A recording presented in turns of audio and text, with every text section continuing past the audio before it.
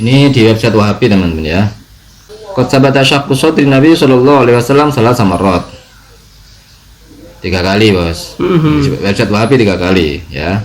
Yang pertama ketika kecil ya. Al-awwal. Assalamualaikum warahmatullahi wabarakatuh. Halo teman-teman, ketemu lagi dengan Doa Bang Deso ya di channel Mr. Good. Yuk mari kita ngobrol di channel ini. Yuk mari kita tetap berpuasa, tetap ngopi yang kental, ngolah pikir dengan share serius tapi santai. Bedahnya dada Nabi Muhammad SAW, hadisnya sahih dalam Sahih Al-Bukhari. Tuh, hadisnya sahih ya teman-teman. Derajat hadis Nabi Muhammad SAW, dadanya itu dibelah, derajatnya sahih. Artinya ceritanya benar teman-teman. Dibuka atap rumahku ana di Makkah ketika saya sedang berada di kota Makkah. Oke. Malaikat Jibril turun. Malaikat Jibril turun teman-teman. Faraja sadri, dia membelah dadaku. Summa ghasalahu bima'i zamzam. Lalu mencucinya dengan air zam-zam teman-teman. Summa ja'a bi tistin min dhahab. Kemudian dia datang membawa mangkok yang mangkok emas terbuat dari emas. dari emas yang dipenuhi dengan Dalam dadanya itu dibelah, derajatnya sahih. Artinya ceritanya benar teman-teman. dibuka atap rumahku ana di Makkah ketika saya sedang berada di kota Makkah. Oke. Malaikat Jibril turun. Malaikat Jibril turun teman-teman. Faraja sadri, dia membelah dadaku. Summa ghasalahu bima'i zamzam. Lalu mencucinya dengan air zam-zam teman-teman. Summa ja'a bi tistin min dhahab. Kemudian dia datang membawa mangkok yang Mangkok emas terbuat dari emas. dari emas yang dipenuhi dengan hikmah dan iman. Lalu dituangkan ke dalam hatiku, ke dalam dadaku, kemudian dirapatkan kembali. Tuh, seperti itu bunyi hadisnya ya. Jadi ini karena ada beberapa ustadz yang menyatakan tentang hadis ini, siapapun orangnya yang mengajarkan hadis ini, maka orang tersebut tolol, kata Bahar Smith. Coba kita simak. Kalian pasti sering dengar ada dai penceramah ngomong begini, Jibril turun membawa cawan terbuat dari emas, di dalamnya berisi Ada orang katanya teman-teman, padahal ini bukan orang biasa yang menyatakan air dari surga. air dari surga. Dibelah dada Nabi Muhammad, Dibelah. diambil hatinya, Diambil hatinya, bersihkan dari kotoran-kotoran, dibersihkan dari kotoran-kotoran katanya teman-teman. disucikan. Saya tanya, jawab semua yang keras. Oke. Pernah atau tidak dengar penceramah ngomong seperti itu? Ya, Orang keras, pernah atau tidak? harus begitu teman-teman. Pernah atau tidak? Harus melotot matanya teman-teman. Kalau ada ustaz atau kiai atau Tuh, diulang lagi. Habib atau dai atau penceramah atau guru siapapun ngomong seperti itu ustaz, itu kiai, itu habib, itu ulama. Oke. Jelas sudah ya, siapapun yang mengatakan seperti itu, mengatakan Nabi Muhammad SAW dibelah dadanya lalu dibersihkan, maka apa katanya? Itu ulama. Capek-capek Ustadz Abdul Somad mopong-mopong para habaib, dibela-bela habaib sampai menyebut saudara muslimnya yang lain dengan sebutan Yahudi, dengan sebutan komunis. Orang siapa yang tidak percaya kepada habaib, maka mereka itu adalah komunis, orang tak bertuhan. Sudah mengkafirkan banyak orang teman-teman. Dan sekarang teman-teman, dia menggoblok-goblokkan, mentolol-tololkan orang yang sudah bopong-bopong dia dan memuji-muji dia. Salah satunya adalah Ibnu Sumail.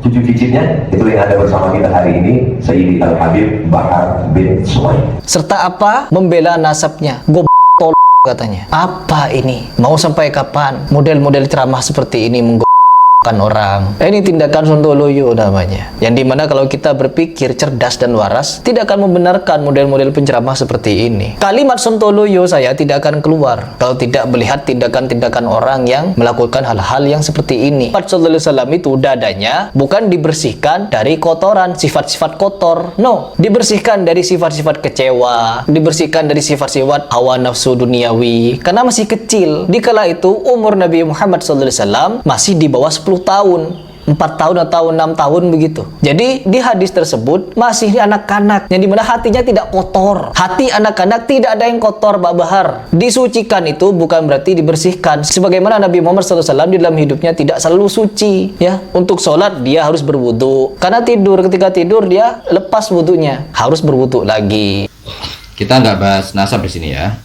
Tapi sebelum itu ada beberapa poin yang ingin kami singgung sebentar saja. Yang pertama, masalah PKI atau komunis tak bertuhan, ya. Itu perlu diluruskan, soalnya banyak orang yang mengira bahwasanya komunis itu nggak bertuhan, Nggak gitu bertuhan. ya. Memang iya, kebanyakan iya, tapi enggak.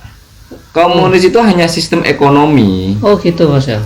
Negara komunis itu komunis dan komunitas, yang mana sistem ekonominya harus mensejahterakan semua komunitas. Komunitas. Gitu.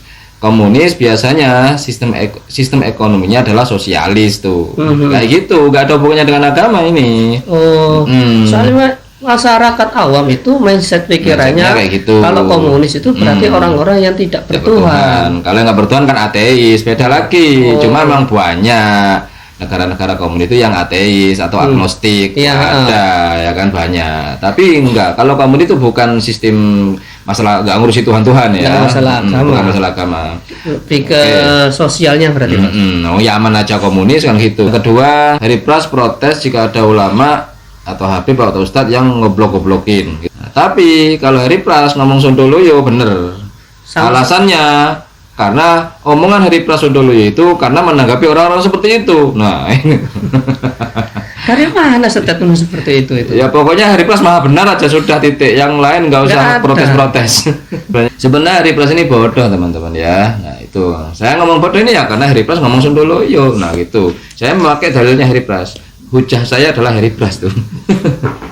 Sekarang kita bahas ke inti dari pembahasan ini. Inti pembahasan ini adalah Habib Bahar tidak setuju atau ulama yang bercerita bahwasanya Nabi Muhammad pernah dibelah dadanya.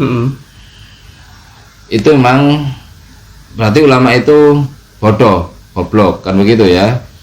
Karena apa? Karena jika mereka cerita tentang itu, membenarkan cerita itu, sama aja mereka ngomong bahwasanya Nabi itu kotor sebelumnya, kan gitu Bos ya. Oke. Sebelum Habib Bahar ini, jadi ada orang-orang Islam itu yang menyanggah Habib ini. Cuma alasannya beda. Alasannya rata-rata mereka yang menolak itu ngomong itu mustahil. Mustahil. Yang kayak gitu mustahil gitu. Berarti membedah. Nggak mungkin, mustahil. Barang goib membedah barang yang berfisik, kemudian diambil hatinya, kemudian ditutup lagi. Dan sebenarnya ini teori untuk mengoperasi orang sebenarnya ini kan ya. Teori operasi bedah itu kan muncul dari sini sebenarnya, kan begitu Mas ya. Oke. Lalu bagaimana ini? Yang mana yang benar antara cerita Ustadz Abdul Somad atau cerita Habib Bahar atau cerita Hari Pras? Yang mana yang benar ini? Tapi versinya Hari Pras, Nabi saat kecil tuh. Saat kecil. Apakah tadi Ustadz Abdul Somad itu Mengatakan bercerita ketika masih kecil gitu ya? Kita nyari di versi NU dulu Bos. NU online Bos ya. Merujuk buku Air Zam-Zam Mukjizat yang Masih Terjaga, Said Baghdasi 2015. Jibril alaihissalam membelah dada Nabi Muhammad dan membersihkannya dengan menggunakan air Zam-Zam sebanyak 4 kali. Pertama, saat Nabi Muhammad berusia 4 tahun dan masih tinggal bersama dengan ibu susunya Sayyidina Halimah As-Sa'diyah di kampung Bani Sa'ad. Ketika itu Jibril alaihissalam mendatangi Muhammad kecil waktu dia sedang bermain dengan teman-temannya. Jibril alaihissalam kemudian membelah dada Muhammad kecil. Ini adalah sebagian setan darimu, kata Jibril alaihissalam. Kemudian meletakkan hati Nabi Muhammad itu di atas nampan emas dan membersihkannya dengan menggunakan air Zam-Zam. Setelah selesai, Jibril mengembalikan hati Nabi Muhammad seperti sedia kala. Kedua, ketika Nabi Muhammad berusia 10 tahun, ketika mendekati usia taklif, dada Nabi Muhammad juga dibelah lagi. Hatinya dibersihkan malaikat Jibril alaihissalam dengan air Zam-Zam agar tidak tercampur dengan hal-hal yang dapat membuat seorang pemuda cacat.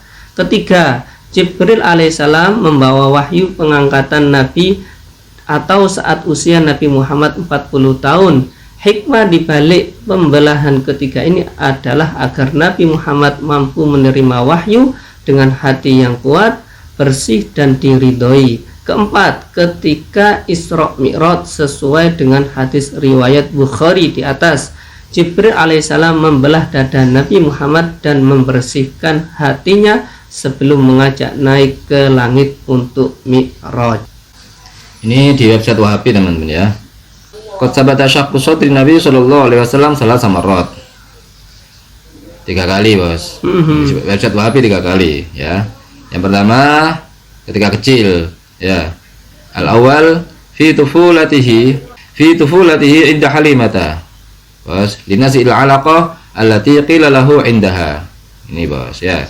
Hada hadhu syaitan minka. Nih, sebagaimana tadi bentukkan, Bos ya. Berarti sejak kecil. Sejak kecil. Kemudian yang kedua, inda mab'athihi liyatalaqqa ma yuha ilaihi biqalbin qawiyyin fi akmalil ahwal minat tathhir. Ini benar, Bos ya. Yang pertama dibersihkan dari hadus syaitan ya. Yang kedua Menginjak ini ketika mau diutus ya, ketika mau diangkat menjadi nabi itu dibersihkan lagi. Apa tujuannya? Agar hatinya itu liyatalaqqa ma yuha, agar sinkron antara wahyu dan hati Nabi Muhammad itu, agar hati Nabi Muhammad qawiyun biqalbin qawi, dengan hati yang kuat gitu ya. Fi akmalil ahwal minat tathhir ya. Untuk yang pertama tadi hadis sahih yang dikeluarkan oleh Muslim ya. Oh, sahih. Ini dari Anas bin Malik yang ketika kecil ya, yang kata Hari Pras itu tadi Anas bin Malik ya. Kemudian hadis yang kedua ini di Bukhari, Bos ya. Ya. Qala al-Hafidz fil Fathi inda syarhihi li hadis Babil Mi'raj min al-Bukhari. Nah, ini kejelasannya, ini penjelasan yang diambil dari keterangan Imam Al-Hafidz Ibnu Hajar ya di kitab Fathul Bari, di syarahnya Imam Bukhari, Bos ya, di bab Mi'raj ya. Kemudian yang ketiga indal Isra wal Mi'raj, Bos ya. Nah, yang ketiga ini kembali dibedah, dibersihkan lagi, Bos ya. Karena untuk mempersiapkan Nabi sebelum bermunajat ke Allah, sebelum Mi'raj kan gitu, dipersiapkan dulu hatinya ya. Ini hadisnya ada di Sahihain ya. Memang ikhtilaf teman-teman ya, ada yang 3 kali, ada yang 4 kali ya kejadian itu ya. Dan masing-masing sahih hadisnya. Dan setiap kejadian itu hadisnya insya Allah sahih teman-teman ya. Oke, itu saja obrolan hari ini. Mudah-mudahan bermanfaat, mudah-mudahan mencerahkan, dan mudah-mudahan kita bisa bersikap bijak lagi. Yang baik-baik semuanya datang dari Allah, yang jelek-jelek datang dari kami. Mohon maaf. Wa akhirul kalam. Assalamualaikum warahmatullahi wabarakatuh. Waalaikumsalam warahmatullahi wabarakatuh.